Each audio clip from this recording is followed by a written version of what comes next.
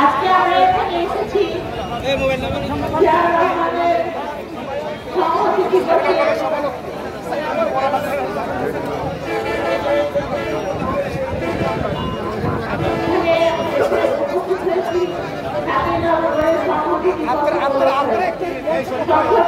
উপলক্ষে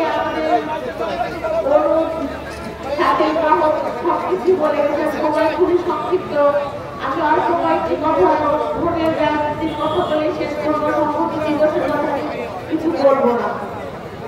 আমি বলতে চাই যে অনেকেরই ইচ্ছা থাকে ইলেকশন করবার, কিন্তু নমিনেশন তো একজনই পান, কিন্তু যারা নমিনেশন পান, যারা চান, তারা সবাই একত্রিত হয়ে ইলেকশনে অংশগ্রহণ করুন এবং খালেদা জিয়ার হাতকে শক্তিশালী করুন।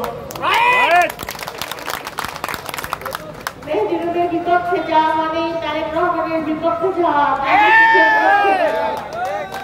এবং জিয়াউর রহমানের আদর্শের বিপক্ষে যাওয়া।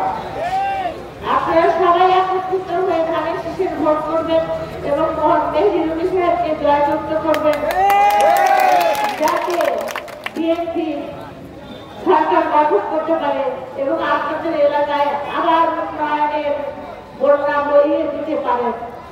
মাননীয় লক্ষ্যে দুটি কথা বলবো যে আপনারা অবশ্যই মেহেদী রুবিকে ভোট দিবেন। তিনি হয়তো জান্নাতের চাবিকাঠি আপনাদেরকে দিবেন না, কিন্তু অনেক সুযোগ সুবিধা করে দিবেন। কেউ যদি মেহেদী রুবির সাথে সাক্ষাৎ করার সুযোগ না পান, তাহলে আমার সাথে সাক্ষাৎ করবেন, আমি ওনাকে আপনাদের কথা আমরা সবসময় আপনাদের সাথে আছি। আমার পরিবার, আমি, আমার ছেলে, আমার স্বামী, সবাই আমরা জনগণের সাথে আছি। আমরা কোনো সংসদ ধর্ম করার সুযোগ পাই না, সারা বছরই আমরা রাজনীতির সাথে থাকি। আপনারা আমাদের জন্য দোয়া করবেন, আমরা যেন সুস্থ থাকি এবং আপনাদেরকে সেবা করতে পারি। ধন্যবাদ সবাইকে।